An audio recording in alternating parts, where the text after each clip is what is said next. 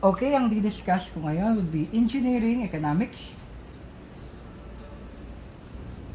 At ating ngayon siyang i-expose. Anong ibig sabihin? I-discuss natin paano related yung mga formula o yung mga topics ng engineering economics with each other. Pinakauna, kailangan alam natin interest. What is interest? Interest, the amount of money generated by your principal at a given rate with a given time. So, time ng generation ng interest would be per annum dito sa ating formula. Pero sa pagbilang ng time, I mean yung interest rate natin is per annum. Sa pagbilang ng time, meron tayong dalawang klase. Ordinary, saka exact. Ordinary, that means 1 month is equals to 30 days. 1 year is equals to 12 months. Exact, 1 year is equals to 365 days. Pero na lang kapag leap year, kung kailan naging siyang 366 days. So, that would now be your interest. Principal times rate times time. Ano yung rate? Rate ng pagtubo. Or kaya nga tinawag siya, di ba? Tubo. Magkano tinubo ng pera mo? Magkano ginain ng pera mo? Magkano generate ng pera mo? At a given time. Kung 1 year yan, that's times 1. Kung 2 years, that's times 2. Kung kakalating taon, that's times 1/2. So, kung yan pala kinita ng pera mo na P, magkano yung magiging future value ng pera mo for F? Siyempre, magiging siyang magkano yung pera mo nung una, plus magkano yung kinita yung interest. Diba? Ganyan siya. So, it P plus P RT is equals to P times 1 plus R. This is now your simple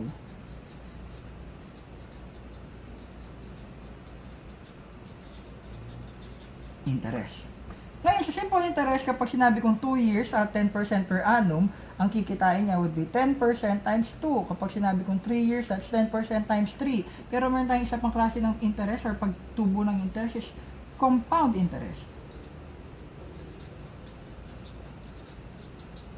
Ano ibig sabihin nun? Yung interest na kinita ng pera mo is masasama ngayon sa principal and then kikita na naman ng interest for every compounding period. Ano yung compounding period? Kailan siya nagro-roll over? Kailan sumasali yung interest doon sa principal? Kaya sabihin natin, ang compounding period mo, most common, is per annum. Ano nangyayari dyan?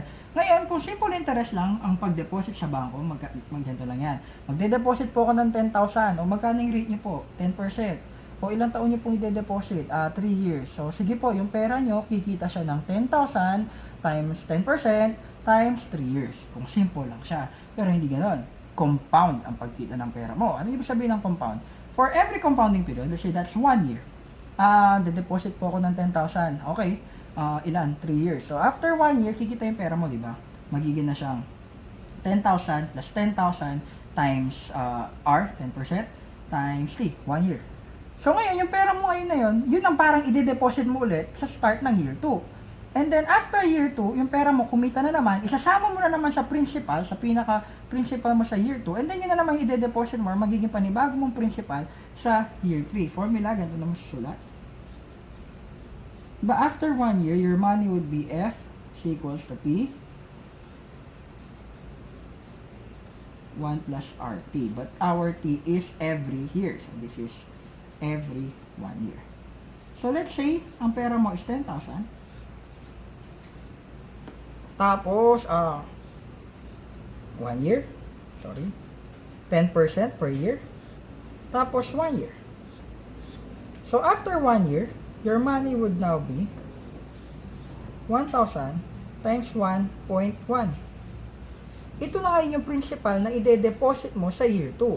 So, sa year 2, ang P mo ngayon, ito, ang P, ang principal mo ngayon would now be, ito na, 1,000 times 1.1. Yun ang kikita ng interest plus I, diba, principal mo nga is 1,000 times 1.1. Tapos kikita yung I mo ng interest, that would be RT, that would be 10% sa loob ng 1 year. Simplifying this to now, 1,000. Factor out mo yung 1,000, tsaka yung 1.1. Makukuha mo dito 1 plus 1,000 times 1.1. So, matitira dito is 1 plus 0.10. So, magiging 1.10 rin. Or, 1,000 times 1.10 squared. So, sulat ulit natin. So, after 1 year, ang pera mo is 1,000 times 1.1 Dito is 1,000 times 1.1 times 1.1. So, every year, nag-increase ang pera mo ng 10%. So, that's, kaya nga naging siyang 1.1. So, F3, ito na ngayon ang principal mo. Ito, yung sa F2.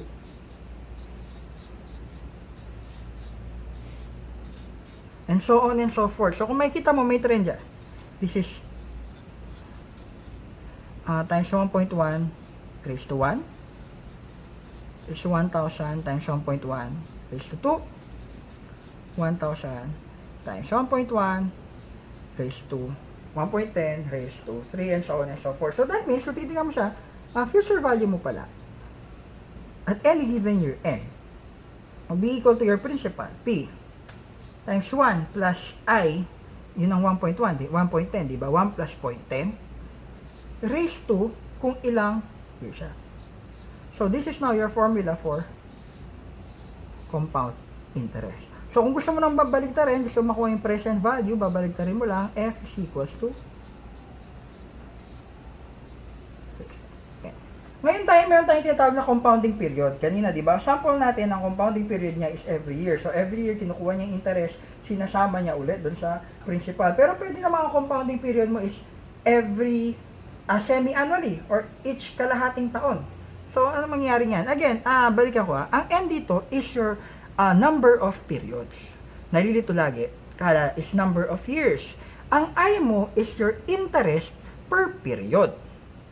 So, it's not the interest per year, it's the interest per period. Nagkakataon lang na kadalasan sa mga sample, ang I na binibigay is your interest per year, at ang N is, at ang periods mo is 1 year rin. Pero what if ang period mo is, sabi ko nga, semi-annually. So, that means sa loob ng isang taon, merong dalawang period. And then, dun sa period na yon, dun ang compounding niya. Yun yung tinatawag natin compounding period. Ay, paano natin yan? Balikan natin itong formula na to. Ang mangyayari lang, dahil ang binigay na interest sa'yo is for 1 year, di-divide mo ng 2 kasi semi-annually nga eh. So, ibig sabihin, di-divide mo sa 2 kasi yun yung tigkakalating taon. And kung 2 years yan, multiply mo rin ng 2 kasi for every year, I mean kung 2, 3, 4, 5 years yan, basta kailangan mo lang i-multiply mo ng 2 kasi every year there are 2 periods. This is compounding semi-annually. And then what if quarterly naman? Divide mo lang by 4 raised to 4 N. So, monthly, divide mo by 12 raised to 12 N. Ano ibig, yun nga yung nangyayari. So, sa monthly naman, after 1 month, magkano po yung kinita ng pera ko? Kunin ko, i-deposit ko, isama ko doon sa kumikita. Magkano kinita niya after 2 months? Kunin ko na naman. After 3 months, kunin ko na naman. So, ganun na nangyayari. Binabalik mo doon sa principal. So, saan mas malaking kumita yung pera? Sa compounding annually or sa compounding quarterly? Kung pareho lang yung interest. Kung titignan, mas malaking kita niya sa compounded quarterly kasi every 3 months, kinukuha mo na yung interest na nadadagdagan every 3 months yung principal mo. Sa compounded annually, after 1 year pala, dumadagdag yung principal mo. So, kung ganun, pwede paano natin ko-compare? Sabi nila, pwede mo daw compare yung mga interest rates kapag pareho sila ng compounding period. Paano mo ngayon ko-convert yung mga compounding period? So, ang ibig ko lang sabihin, yung let's say, 10% compounded quarterly, pwede ko ba siya i-convert ng compounded annually? Kumbaga, para hindi na ako mapagod sa bangko na every month, pumupunta ako ng bangko, mag-withdraw, tapos i-deposit, withdraw, deposit. Pwede ba humingi na lang ako sa bangko ng equivalent interest niya? Na pareho lang naman yung kikitain niya kung gano'n lang ginawa ko. Pero gagawin ko na lang ngayon sa isang taon? Pwede. Kailangan, alam nating i-convert. Paano natin ko-convert? Sa compounded annually, sabi natin ganyan, P times 1 plus I raised to N. Sa compounded quarterly, P 1 plus I over 4 raised to N. Magkaibang interest natin dyan kasi kinukuha natin ngayon kung ano yung magiging equivalent interest nito kapag naging siyang compounded annually. So, tawagin natin equivalent interest nito. Ngayon, kung pareho sila, dapat pareho sila magiging future value. So, dapat F is equals to F. So, that's P 1 plus IE raised to N equals P, sorry, merong 4 to, 1 plus I over 4 raised to 4n. Pareho naman talaga sila ng principal. Cancel, cancel. Cancel natin n, cancel natin n. Ano yung natira? 1 plus IE equals 1 plus I over 4 raised to 4. So, IE pala is equals to 1 plus I over 4 raised to 4 minus 1. Pwede mo yan gawin, yung process, pero kung titignan mo, kung semi-annually lang yan, magiging lang tong 2, magiging lang tong 2. Kung monthly yan, magiging lang tong 12, magiging lang tong 12. So, ganyan lang ang gagawin natin to convert. Kasi para madali na. Ngayon, kahit ano yung sample, ganito yung pwede natin i-follow. Lahat ng di-discuss nating formula, let us assume that they are all compounded annually. Ngayon, kung binigyan ka ng ibang compounding period, semi-annually, monthly, ang gawin mo lang is convert mo siya into annually bago mo gamitin sa formula. Para ang maging compounding period mo is per year. Kailangan mo lang kunin yung equivalent interest rate niya for compounding period to 1 year. Ay, balik tayo sa compounding. Sabi na sa compounding, yun nga, kung monthly, every 12 months. What if daily? That means that would be, kung daily siya, kung daily, maging ganito, di ba? P, 1 plus I raised to 360, sabi natin ordinary. What if every minute, or every hour, every minute, every second, or infinity? O tinatawag natin na compounded continuously. Kapag compounded continuously, itong formula natin. P, E, R ang ginagamit ng iba, pero dahil I na ang ginamit ko dyan, I na yung gamitin natin. I raised to N. Ngayon pwede natin i-derive to, pero gagamit pa tayo, tuturo ko pa sa inyo mga limits. So, skip na muna natin yung derivation. This is now your compounded continuously. Eh, pwede mo rin convert yung compounded continuously to compounded annually. Paano? Follow mo lang yung instructions natin or ginawa natin ito. Next natin would be annuity. Ano ang annuity? Kung nangutang ka sa akin ngayon, pwede mo siyang bayaran equal payments for 5 years. That means meron kang annuity for 5 years or again, periods. Tawagin natin siyang period for 5 periods. In this case, ang period mo or ang time mo ng pagbabayad is every year. So, kunyari, nangutang ka sa akin. Magkano babayaran ko yan? Pinautang kitang 10,000. Sabihin ko, bayaran mo sa loob ng 10 taon. Magkano babayaran mo sa akin? Eh di, sir, eh di 10,000 divided by 10. Which is okay lang. Kaya lang, hindi ako kikita. Kailangan mo i-assume na gusto kong kumita kapag nagpautang ako. So, ibig sabihin, yung pera ko pala, kailangan kong i-take in consideration yung interest.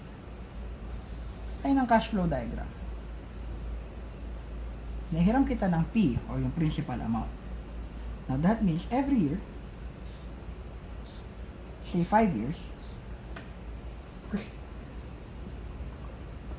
say 5 years,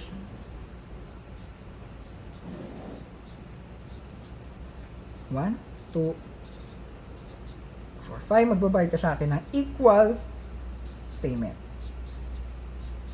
Equal annual payments or equal payment per period. Magkano ngayon yung equal payment per period niya? Ngayon, sa cash flow diagram, hindi kasi natin sila pwedeng equate hanggat hindi sila pareho na. Hanggat hindi sila magka-linya. So, kailangan lahat ito, dalhin muna natin dito. Paano ko ito dadalhin dito? Kung mapapansin mo, this is not future value. Diba? Kasi future siya, papunta siya dun eh. Diba, formula natin sa compounded is F is equals to P times 1 plus I raised to N. So, kung titignan mo, A dito is your F. Babalik ko siya dito. That means, hinahanap ko ang kanyang present value, which is now F all over 1 plus I raised to N. So, that means this is A all over 1 plus I raised to 1. This is now A all over 1 plus I squared. A all over 1 plus I cubed. A all over 1 plus I raised to 4. A all over 1 plus I raised to 5 or tawagin natin N kasi para any number of years or yung N ang i-represent natin dulo. Ngayon, pwede ko na silang equate. P is equals to lahat ng to. Equate natin. Equate ko na lang ha. P is equals to A all over 1 plus I plus A all over 1 plus I squared plus A all over 1 plus I cubed plus A all over 1 plus I raised to 4 plus A all over 1 plus I raised to n. So that means, pwede ko na palang kunin yung present value niya kahit dyan pa lang. Yung present value ng lahat ng mga hinulog ko, ay ito yung equivalent niya ng mga lahat ng hinuhulog ko. Kumbaga, pwede ko nang i-compute dyan kung ano yung A. Kunyari, nanguta ko ng 10,000, magkano pala yung A na kailangan kong bayaran sa'yo every year sa loob ng 5 years. Pero syempre, kung 100 dyan, mahirap namang isulat yung lahat ng 100. So, gawa tayo ng formula, or i-derive natin yung formula from this. Or pwede kayong actually gumamit ng summation. Diba? Progression, sorry. Pwede kayong gumamit na dyan ng progression. Gamitan muna natin ng algebra. Multiply both sides by 1 plus I. Kapag minultiply ko both sides by 1 plus I, itong nasa kabila would be ganito na. Ito magiging A all over, wala na. Kasi 1 plus I times 1 plus I. That would be 0. That would be 1, sorry. This will now be A all over 1 plus I squared. I 1, kasi 2 minus 1.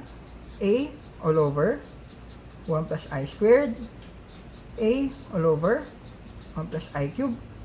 Plus A all over 1 plus I raised to 4, kasi 5 to, pero sabay na, that's n minus 1.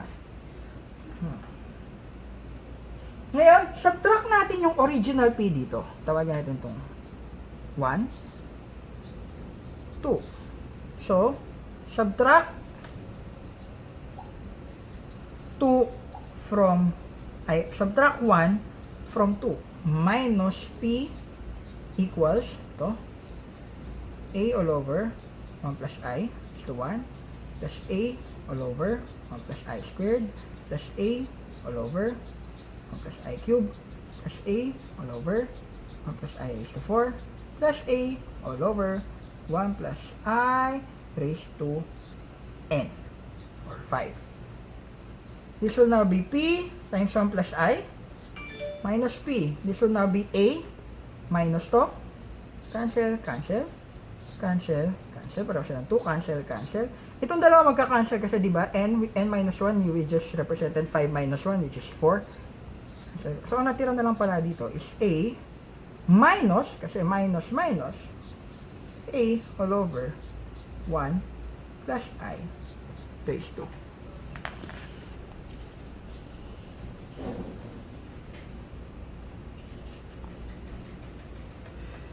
Ngayon, from here, we simplify, we factor out P. So that P times 1 plus I minus 1. We factor, we get the LCD. Or we factor out A first. So that would be A times 1 minus 1 all over 1 plus I raised to n. Simplify further. 1 minus 1. So matitira na PI equals A. Simplify this, we get the LCD of the two, which is 1 plus I raised to n. 1 plus I raised to n divided by 1 times 1, we get 1 plus I raised to n. Minus 1 plus I raised to n divided by 1 plus I raised to n. Times 1, we have minus 1. So, natitira na lang natin yan. Lipat ko yung I dito.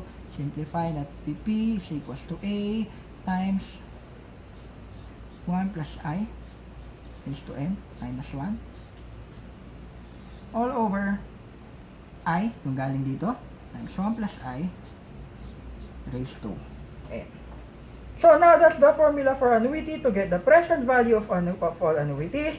Now to get the future value of all annuities, remember that F is equals to P times 1 plus I raised to n. So that F is equals to P, which is ito, times 1 plus I raised to n. So, makakancel to, diba? So, magiging na lang siyang A, 1 plus I raised to n minus 1, all over I. So, that's, yan naman, to get the future values of all annuity or all equal payments. What if ngayon, kung ang equal payment mo is, forever kang nagbabayad? Kung forever kang nagbabayad, magkano kaya yung present value ng forever? Ayoko po magbayad ng forever, bayaran ko na lang po siya ngayon, minsanan ko na lang po. O sige, compute natin. Yeah. Compute natin, magkano ibabayaran mo? So, sabi natin, ang formula ng P is equals to A times 1 plus I. raised to n. Dahil forever ka, infinity yan. Minus 1. All over I. Again, dahil forever ka, that is infinity. Any number raised to infinity is equals to infinity. Any infinity minus any number is equals to infinity. So that would be a times infinity. Any number raised to infinity, infinity. So again, I times infinity. Cancel, cancel. A over I, or ang tinatawag nating perpetuity. Meron ako iiwan ng assignment sa inyo kasi ang diniscuss ko dito, yung tawag nating ordinary annuity.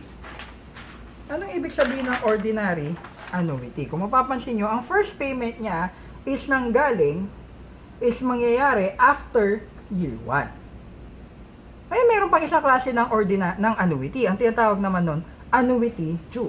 So, kung annuity due yan, ano mangyayari? Annuity due, ganito do yun. Si year 0, no? Ang unang payment mo, magbabayad ka, sa simula pa lang. Pagka-utang mo, magbabayad ka na. 2. So, your payment starts every start of the year. Pero pareho lang sila yan. That means you also have 5 payments. Sorry. So, that means you also have 5 payments. That is annuity due. So, kung titignan mo, actually, pwede natin i-derive dyan, pero mahaba na yung video, para pwede nyo gawing assignment yan, or titignan ya, di ba alam nyo siyang ilipat? Lahat lang to, dinala natin dito, kung 5 sila. Kung 4 lang sila, di ba yun ang formula niya? Yung formula na nakuha natin kanina, di ba ito yung formula niya kung 4 sila? Magiging lang, yung n mo magiging 4. Di ba kung 4 sila, yan ang mangyari. Pwede mo i-derive yung formula kung 4 sila, plus i-add mo lang yung A. So, pwede nyo try, i-solve nyo or kunin nyo yung formula, or pwede nyo na lang gamitin yung logic na yan. Kung gusto nyo kunin yung present value, assume nyo lang na 4 sila, and then add mo lang yung A, kasi yung A hindi naman kumita ng interest. Kapag nadala mo na sila dito, madali na lang dalhin sa at the end of year 4, or at the end of year 5. Remember that the end of year 4 is the start of year 5. Meron din tayong tinatawag na deferred annuity. Ano naman yung deferred annuity? Pinagbigyan kita. Sabi ko, 1, 2, magbayad ka sa akin sa end ng year 3. So, dito mag-start yung payment mo. A. Diyan mag-start yung payment mo. So, paano naman natin gagawin yan? So, dahil may ilang taong ka nagbabayad? 5, 6, 7. Again, assignment niyan. Pero, pwede nyo i-assume na this is 0, 1, 2, 3, 4, 5. Again, yung pinakita natin formula kanina, dinala natin lahat sila dito. Ayun yung formula natin. And kapag nadala mo na siya lahat dito, pwede mo nang dalhin doon. Kapag nadala mo na doon, pwede mo nang ibalik sa future value. Next topic natin for discussion would be depreciation. Ano ba yung depreciation? Depreciation for sure, magkano ba yung ibinaba ng value ng isang bagay? Magkano yung nawalang halaga sa kanya. Sabi lang sa sasakyan, kapag nilabas mo ng kasa, magiging kalahati na lang yung value. So, kung binili mo siya ng 1 million, pagkalabas mo ng kasa, magiging na lang siyang 500,000. So, pareho yung cellphones, mabibilis bumaba ng value, di ba? Ngayon, tinatanong lang dyan, paano yung pagbaba niya ng value? Paano natin kinocompute yung depreciation niya? Ngayon, meron tayong iba't ibang ginagawa, iba't ibang method ng pag-compute. Ang pinakauna at ang pinakasimple is the straight line method. Sa straight line method, sabi, linear lang yung pag-depreciate. Ang ibig sabihin, pantay-pantay lang yung depreciation niya every year. Pantay-pantay yung binababa niya every year. To show that, mas madali kung papakita ko by example. Ngayon, sabi natin, bumili ka ng cellphone. Ang tawagin natin, that's the first cost of your cellphone is 10,000 pesos. Sabihin natin na may salvage value ito na 2,000. Ano yung salvage value? Salvage value, magkano na lang siya kapag the end of the lifespan na? Pag di mo na nagamit talaga, magkano na lang siya? Magkano may bubuti bakal? Yan ang salvage value. Yan. So, 2,000. So, let's say ang cellphone mo, itatagal niya is 4 years. So, that means, magkano dinepreciate niya sa loob ng span niyang yun? Ang lifespan niya is 4 years. Magkano yung dinepreciate niya? So, ang naging depreciation niya, equals yung first cost na salvage value. Kasi from 10,000, naging na lang siyang 2,000, di ba? That means, nabawasan siya ng 8,000. That means, nabawasan siya ng that means nag-depreciate siya ng 8,000. So, kung ganun pala, magkano yung depreciation niya every year? Sa straight line diagram, pantay-pantay lang daw. Yung total depreciation, divide mo lang daw sa number of years. So, you have 8,000 divided by 4. So, yung depreciation mo every year is 2,000 pesos. Pakita natin ha. So, we have first cost. Gawa tayong chart. Book value.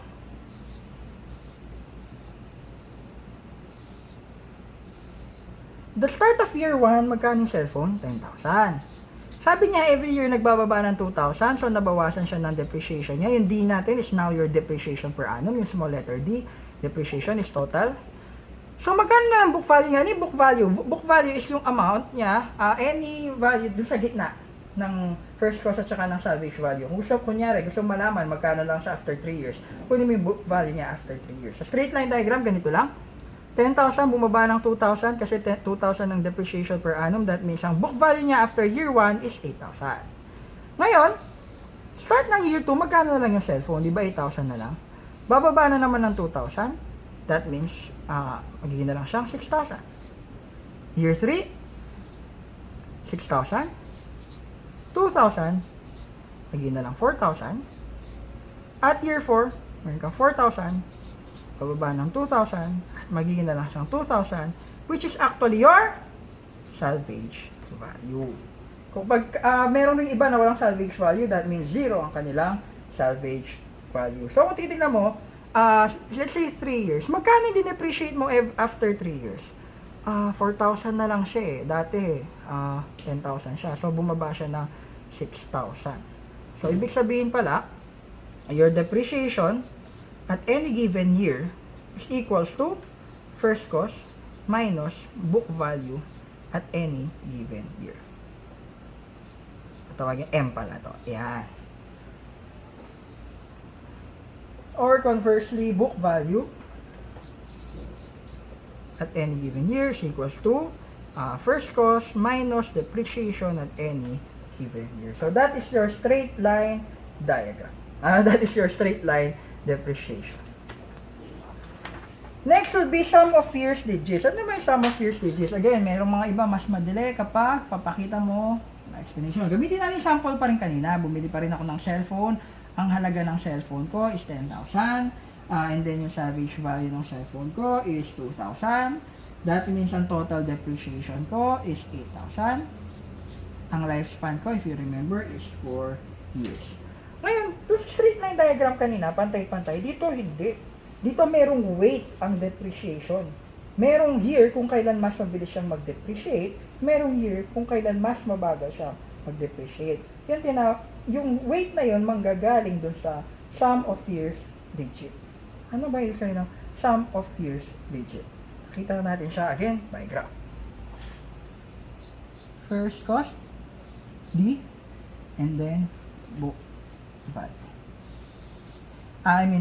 Unti-unti natin by graph ha. First cost niya is 10,000. Ngayon magde-depreciate daw siya. Alam natin na sa loob ng 4 years, ang bababa yung 10,000 mo magiging 2,000 na lang. So sa loob ng 4 years, magiging siya 8,000. Ngayon kailangan lang nating i-distribute ang 8,000. Parang bibigyan na sila ng weight para maging siyang weighted average. Saan manggagaling yung weight ngayon? Sabi niya, kunin daw natin yung sum of the years digits. Ano yung sum of years digit? Di ba 4 years siya? That would now daw be 1 plus 2 plus 3 plus 4 equals 10. Yan daw yung sum of years digit mo is equals to 10. Ngayon, meron pang formula dyan, pero actually, kung makikita nyo, arithmetic progression na lang yan. Kayo na yung bahala doon sa formula niya. Pero doon sa mga ang formula niyan is n all over 2 times n plus 1, pero galing lang yun sa arithmetic progression where d is equals to plus 1. Ngayon, tignan natin. So, anong weight niya yan? Sabi niya, ang weight mo, di ba i-distribute ko yung 8,000? Ang weight niya ngayon doon sa first year is equal to 4 all over 10. Saan nanggaling yung 4? Di ba? 4 years ang lifespan niya. So, babalik na nga. 4, 3, 2, 1. Na mayari. Yung lifespan niya pang natitira. Di ba? 4 years pa siyang natitira dito. Kaya 4 ang next pa niya. So, magiging tong 3,200. So, ang book value niya after 1 year would now be just 6,800. So, first cost niya after start ng year 2 is 6,800. And then, magde-depreciate na naman yan. That would be 8,000 times, now 3 over 10. So, this is equals to 2,400. Now, this is equals to 4,400. And then, so at the start of year 3, you have 4,400. Magde-depreciate ka na naman daw. Ilang taon na lang natitira? 2 years na lang. Over 10 equals equals 1,600. So, matitira mo na lang dito. You now have 2,800.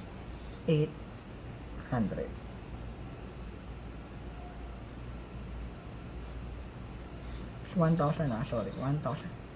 So, now, at the start of year 4, cellphone mo is 2,800 na lang. I-distribute mo ulit yung 8,000. 1 year na lang ang natitira. So, you only now have 800. So, 2,800 minus 800. You now have 2,000. Which is your salvage value. So, kung titignan mo for that, pwede mo pala siyang i-table. Pwede mo siyang i-table. So, pangit-pangit. Pwede mo pala siyang i-graph. So, i-chart. Sorry, pwede pala siyang i-chart. So, paano malalaman yung total depreciation after, let's say, 3 years? Total mo lang to. 3, 2, plus 2, 4, plus 1, 6. Pero, kung marami siya, tignan nyo yung nangyari. 8,000, di ba? Tignan natin. Sabihin natin, kunin natin depreciation after year 3. That is 8,000 times 4 all over 10 plus 8,000 times 3 all over 10 plus 8,000 times 2 all over 10. That means, common nila yung 8,000 at saka yung all over 10. That's 8,000 all over 10 times 4 plus 3 plus 2. Yan yung total depreciation niya after year 3. So, nanggali to 4 plus 3 plus 2. Finactor out ko lang yung 8,000 at saka yung 1 all over 10. Yan again. Yan. So, to get again, book value after year 3. That is now first cost minus depreciation after year 3. So, book value after any year M is equals to first cost minus depreciation after every year M. So, depreciation at any year M is equals to total depreciation all over number of years times the sum of years up to that in reverse. Okay? So, that is sum of years digits. So, konti na lang. So, next topic natin to discuss is the sinking fund method. Ano naman sinking fund method? Sa sinking fund method, para natin to explain. Fund, di ba? So, pondo. So, mag-iipon ka na ng pondo panlaban doon sa magiging depreciation mo. Ganun na siya babalik ta rin. Isipin mo, na dahil mawawalan ka ng value every year, kailangan nag-iipon ka na ng value, nag-iipon ka na para the end of the lifespan, meron ka ng pambawi doon. Tingnan ulit natin by example. FC is equals to 10,000. Your salvage value is equals to 2,000. And then your number of years is equals to 4 years pa rin. And D is equals to 8,000. Parang sinasabi nila na yung depreciation mo daw, ganito mo daw kukunin yung depreciation mo. 0, 1, 2, 3, 4. Every year nagde-depreciate daw yung item. Ngayon, itong lahat ng depreciation na to, magkano siya in the future? Paano to? Lahat na to, dadali natin sa future. Eh, di ba itong future na to, ng lahat ng depreciation, is your total depreciation? At di ba itong diagram na to, familiar sa inyo? Hindi ba yun yung annuity, na ang formula is F is equals to A, papuntang future times 1 plus I raised to N minus 1 all over I.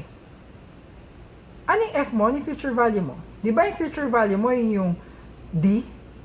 O di ba yung magiging total ng lahat ng mga to is yung total depreciation, which is D? At ang yung annual na nawawala is yung annuity is your small letter D times 1 plus I is to N minus 1. Di ba D is FC minus SV equals to D times 1 plus I raised to N minus 1 all over I. So, you can now compute for D. So, D is equal to FC minus SV times I all over 1 plus I raised to n minus 1. So that's how you get your depreciation. O yung depreciation rate mo. So how do you get the total depreciation after 3 years? Sabi natin ito ito yun Diba ito yung depreciation mo every year, ito yung parang hinuhulog mo or annuity mo every year. So gusto mo malaman magkano naging total depreciation niya after 3 years. So parang total mo lang pala lahat to. Diba? So again, parang kumukuha ka lang ulit ng future value. Diba? Diba ito? F.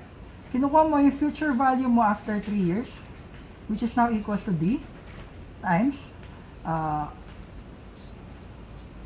wala yung I dito.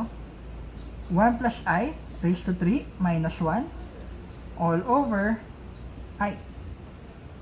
So, pwede ko palang gawin na lang to para general siya is dm is equals to D times 1 plus I raised to m minus 1 all over I.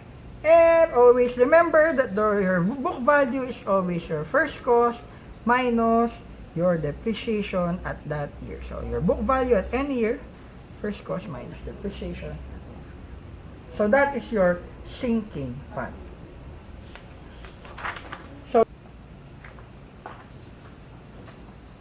So, ang last natin depreciation method na di-discuss, declining. Ito na yung double declining. Kapag naintindihan nyo ito, madali nyo nang intindihin yung iba. Ano ibig sabihin ng declining? Nagde-decline yung pera mo by a rate or by a percentage. So, let's say, ang first cost mo is again 10,000. Ang salvage value mo is 2,000. And then, ang lifespan mo is, let's say, 4 years, sorry. Again, depreciation mo would be 8,000. Para sa declining, let's say, given ang rate of decline. Sabihin natin, ang rate of decline mo is 10%. Every year, nababawasan siya ng 10%. That's minus 10%. Paano natin papakita yon? So, FC, kunyari 10,000. Nabawasan siya ng 10%. Di ba ganito yan? 10,000 times 1 minus 0.10. Tama? Which is, this is your book value. Ito na lang siya yan, di ba? And then, ito na lang siya after year 2. Di ba ito na lang? 1,000 times 10,000 times 0.9. 0.9 yun. So, ang book value mo after year 2 would be 10,000 times 0.9. Tapos nabawasan na naman siya ng 0.10, kaya 0.9 na naman. And then dito, 0.9 squared, magiging na itong 0.9 cube. And then ito, 0.9 cube, magiging na lang siya. Mababawasan na naman siya ng 0.9, kaya 0.9 raised to 4. May hawig ba sa mga formula? Diba sabi ko sa inyo kanina, i-relate natin yung formula natin mula umpisa. So, kung titignan nyo, parang kamukha na ginawa natin sa compound interest. Diba compound interest is equals to F equals P times 1 plus I raised to n. Ang kaibahan lang dito, yung I hindi natin plinas. Minus natin yung I. Okay. Kasi nga, negative siya kasi decrease siya decline siya So, ibabawas mo siya. So, kung ano man yung binigay sa inyong I, or K ang tawag natin dito, K ang magiging tawag dito, isasubtract mo lang. So, kung kamukha niya pa lang pala, doon natin kunin yung formula. What is your F? Di ba F is your future value? Anong future value ng first cost mo? Di ba kung magkano lang yung magiging salvage value mo? So, your F is FC, SV. Times your present cost is FC. Times 1 plus K raised to N. Tama? Kaya kung gagawin ito natin dyan, so paano natin kukunin ng K? From here, makukuha natin yung K. We get SV all over FC is equals to 1 plus K raised to N. That means K is equals to the nth root of SV all over FC minus 1. Ang makukuha mong K dito is negative. Kunin natin yung kanyang absolute value. So ngayon, nakuha mo na yung absolute value niya. Paano natin kukunin ngayon yung, alam mo na yung rate Alam mo na kung ano yung K or ano yung rate of decrease niya or decline niya every year. Paano natin kunin yung book value? From here, di ba parang ang book value tinitingnan ko dito, that is FC is equals to, di ba ang book value is a future value? So, book value is equals to FC times 1 plus K raised to M. At book value mo at any year M. Tama? Sir, ba't minus sa ibang mga book? Magiging minus na siya. Bakit? Kasi kinuha natin absolute value natin dito, di ba? So, now you have BV is equals to FC times 1 minus K raised to M. Actually, kaya siya, originally, plus talaga siya. Kaya lang, kung gagamitin, kung hindi natin kunin yung absolute value mo dito, K, ang K mo dito is negative eh. Kaya plus negative K. Kaya lang, alam na nila, dahil declining nga, is decrease siya, kaya in-automatic na natin na negative siya. So, with that, alam nyo rin na depreciation is equals to FC minus FV. So, kunyari, gusto mong kunin yung depreciation niya at any year M, that will just be FC minus BV. Or, kapag nakuha mo na yung K, gawin mo lang yung chart na ginawa natin. So, with that, I want to thank everyone for listening to this video. Like our page, Inhinyero Review Center, and add our accounts. Basta hanapin nyo, Inhinyero Review. So, thank you. See you in class. And edit.